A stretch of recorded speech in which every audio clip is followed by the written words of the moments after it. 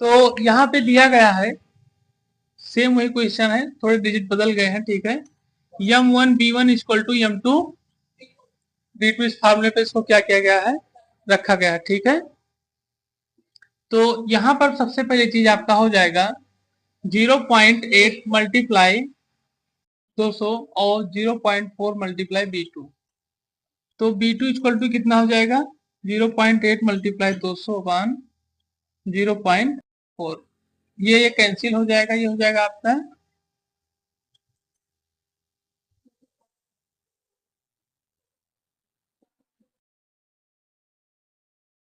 ठीक। और ये आपका हो जाएगा b2 माइनस b1, यानी कि मिश्रण निकालना है।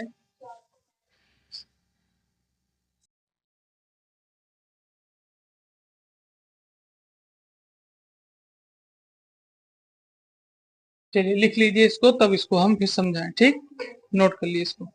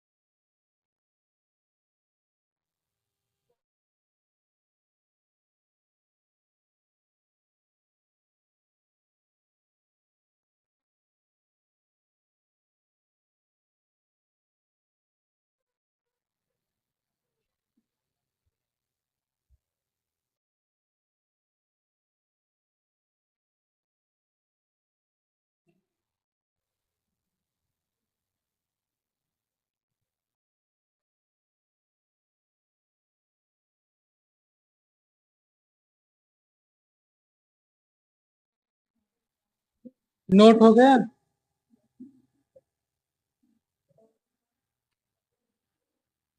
देखो यहाँ बताया था फार्मलता के बारे में, ठीक है, कि फार्मलता क्या होती है। बताया था कि विलेन के प्रति लीटर में उपस्थित आयनिक विलेय के भारों की संख्या को, ठीक है। तो यहाँ सिर्फ विलेन भी तैयार हुआ आपका, ठीक है, आपको पता है विलेन कैसे होता है, समांगी मिश्रण के तरीके से विलेन को तैयार किया जाता है, ठीक है। और बताया था विलेन के प्रति लीटर में उपस्थित आयनिक, ठीक है। अब आपको यहाँ दिया गया आयनिक के बारे में बताया जाता है, ठीक है। अब आयनिक क्या होता है, ठीक है। आयन मतलब जो कि आयन जो आपके होते हैं दो तरीके के होते हैं, आपको पता है, एक होता है पॉजिटिव, एक होता है निगेटिव। दो आयन होते हैं, जैसे हमने यहाँ पे आपको बताया, हाँ, ठीक है। इसे चार्ज जो होता है उसी को एक तरीके से आयनिक के रूप में बताया जाता है, ठीक। और यहाँ हमने भी आपको बताया कि, ठीक है, जैसे छोटा सा रिएक्शन हम लोग देखेंगे, जिससे आपका है NaCl, ठीक है। तो यहाँ अगर देखा जाए तो Na पर कौन सा चार्ज है, पॉजिटिव, और Cl पर माइनस, ठीक है। तो इस तरीके से क्या है, आयनिक के रूप में विलेय के भारों की संख्या ग्राम में, ठीक है। तो यहाँ बताया है कि आयनिक विलेय के भारों की ग्राम संख्या में है। ठीक है। तो यही बताया है कि जो आपका विलयन है प्रति लीटर में कितना, 1 लीटर में कितना आयन उपस्थित है, ठीक है। वो चाहे आपका जल ही क्यों ना हो, ठीक, वो चाहे आपका जल ही क्यों ना हो, चाहे वो H2O हो, तो इसमें भी अगर देखा जाए तो हाइड्रोजन पे प्लस और ऊपर नेगेटिव चार्ज होता है, ठीक। तो इस तरीके से इसको बताया गया। अब बताया था इसके प्रयोग के बारे में कि इसका प्रयोग कहां पर होता है। तो हमें पता है कि जो फार्मलता शब्द है, ठीक है, तरीके से फार्मलता शब्द का जो प्रयोग किया जाता है वो किस तरीके से आयनिक ठोसों के लिए किया जाता है। अब आयनिक ठोस कैसे होते हैं, आयनिक मतलब के तरीके से आयन हो गए तो ये आपके आयन हो गए। अब यहाँ पे ठोस पदार्थ को लिया गया है, ठीक है। जैसे ठोस पदार्थ में मतलब जो सॉलिड स्टेट में हो, ठीक है, जैसे आपका आयरन हो गया, ठीक है, या गोल्ड हो गया, ठीक है, या सिल्वर हो गया, ठीक है, या जस्ता, ये सब एक तरीके से आयनिक ठोस की सांद्रता को व्यक्त करते हैं, ठीक है। फार्मलता किसको व्यक्त करता है, प्रयोग में किया जाएगा तो आयनिक ठोस की सांद्रता को क्या करता है, ये व्यक्त करता है। और अणुओं के रूप में नहीं होते, ध्यान रखना, ये अणुओं के रूप में होते, क्योंकि अणु के रूप में होते क्यों नहीं, क्योंकि इनके ऊपर आयनिक की व्यवस्था रहती है। तो अणु के रूप में कैसे रहेंगे, ठीक है, अणु के रूप में अगर रहेंगे तो आयनिक नहीं हो पाएंगे, क्योंकि उनको तो आयन चाहिए ना, चार्ज चाहिए। तो यहाँ अणु के रूप में नहीं होते, आयन जालक के रूप में इन्हें व्यक्त किया जाता है, आयन जालक के रूप में, ठीक है। जैसे आपको हमने बताया, जैसे अभी हम आपसे कहें कि आयन जालक हमने आपको बताया था, मतलब जालक के बारे में बताया था, ठीक है, कि जालक किस तरीके से होते हैं। तो इसको ठोस अवस्था के रूप में जालक कैसे होते हैं, एफसीयू बीसीयू यूनिट के रूप में आपको बताया था कि नमक जो है, अल्फा बीटा कण ये किस तरीके से कार्य करते हैं, ठीक। तो यहाँ सबसे पहले चीज बताया था कि आयन जालक के रूप में इन्हें क्या किया जाता है, व्यक्त किया जाता है। जैसे NaCl है आपका, ठीक है, अब एक यहाँ उदाहरण दे रहे हैं, जैसे लिखा है NaCl, ठीक है, ये एक ठोस है, आप सबको पता है, लेकिन लिखा है कि अणुओं के रूप में नहीं होते, लेकिन NaCl ठोस अवस्था में है। ठोस के साथ साथ किसमें है, जालक की अवस्था में, क्रिस्टल में, क्योंकि नमक एक तरीके से किस तरीके से है, परत दर परत, ठीक है, परत दर परत है। और अगर देखा जाए नमक को, ठीक है, तो अगर इनके पार्टिकल को देखा जाए ठोस अवस्था में जालक को, तो ये अल्फा बराबर बीटा बराबर गामा बराबर 90 डिग्री तक का एंगल बनाते हैं। अगर इनको जालक के रूप में देखा जाएगा तो इनके जालक अल्फा बीटा गामा बराबर 90 डिग्री पर बनाते हैं, ठीक है। तो ये इस तरीके से बताया जाए कि आयन जालक के रूप में क्या होता है, व्यक्त करते हैं, ठीक। और फिर बताया जाता है कि प्रति लीटर विलयन में, ठीक है, अगर दिया गया है प्रति लीटर विलयन में कहीं फार्मलता उपस्थित है तो वो ग्राम सूत्र के अनुसार क्या की जाएगी, उपयोग की जाएगी, ग्राम सूत्र के अनुसार, मतलब वो छोटी इकाई के रूप में, ठीक है। अगर कहीं प्रति लीटर का प्रयोग किया गया है तो जो जो विलयन वहां पे तैयार होगा उसका प्रयोग किया जाए ग्राम सूत्र के रूप में, क्या किया जाए, इसका प्रयोग किया जाएगा, और उसको एक फार्मलता कहते हैं। ध्यान रखिएगा, जब कोई प्रति लीटर लिया गया है और उसका प्रयोग अगर ग्राम सूत्र में किया गया तो उसको क्या कहेंगे, एक फार्मलता, वन फॉर्मेलिटी कहेंगे, ठीक है, गुण फार्मलता कहेंगे। और इसको यप से व्यक्त किया था फार्मलता को, ध्यान रखिएगा, ठीक। अब बताता है कि फार्मलता ताप के साथ परिवर्तित होता रहता है, जैसे जैसे परिवर्तन होगा ताप में, टेम्परेचर में जैसे जैसे बदलाव होगा उसी तरीके से फार्मलता भी क्या करता रहेगा, अपना परिवर्तन करता रहेगा, ठीक। अब यहाँ एग्जाम्पल के रूप में से दिया गया है कि अगर 5.8 ग्राम NaCl को 250 ml के साथ गर्म किया जाएगा, ठीक है, 250 ml NaCl के साथ वो गर्म किया जाता है, मतलब ये गर्म किया जाता है 250 ml में, ठीक। तो यहाँ पर जो फार्मलता निकल के आएगी कितनी आएगी, 0.4, ठीक। अभी इस पे हम 2-4 सवाल लगवाएंगे आपको तो समझ में आएगा हाँ किस तरीके से ये थ्योरी आप पर इसको काम कर रही है। लेकिन सबसे पहले इसका हम फार्मूला लिखेंगे, ठीक है। तो पहले आप इसको नोट कर लीजिए और जो आपको समझ में ना उसको आप पूछ लीजिए, तब उसके बाद हम फिर इसका फार्मूला लिखेंगे।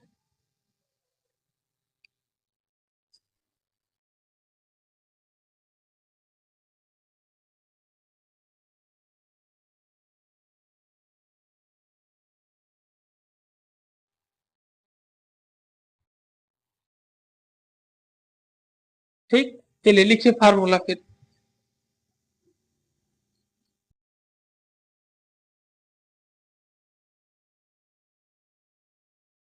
चलिए लिखिए इसको।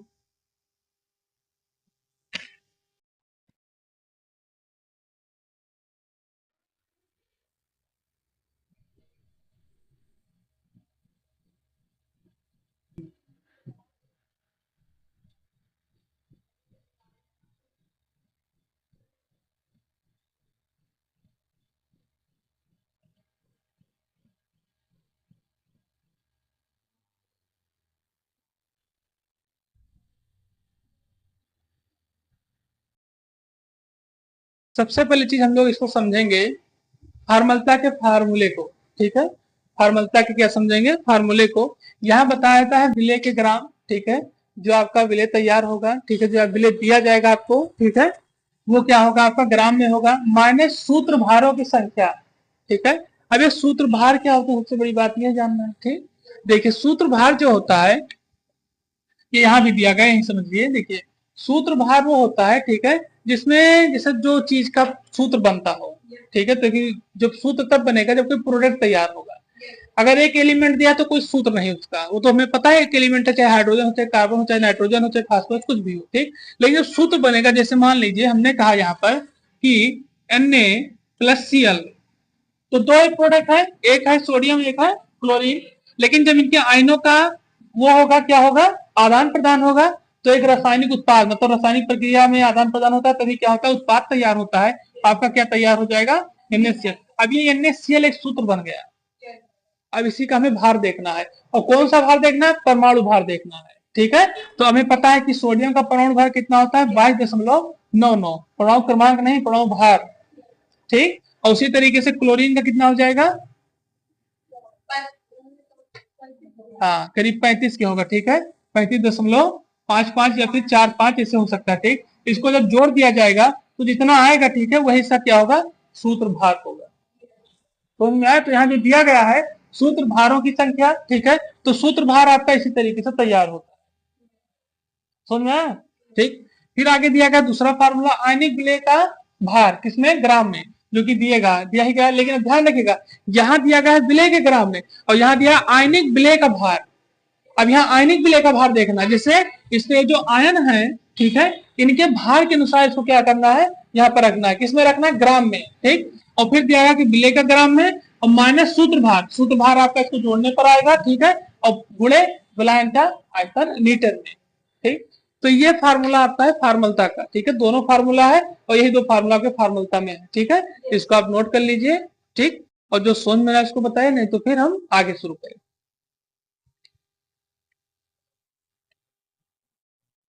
अब ये लेक्चर आपका समाप्त होता है। ठीक है, अब हम लोग मिलेंगे अगले लेक्चर में। थैंक्स। और आप चैनल पर नए हैं तो चैनल को सब्सक्राइब करें, और लाइक करें, कमेंट करें।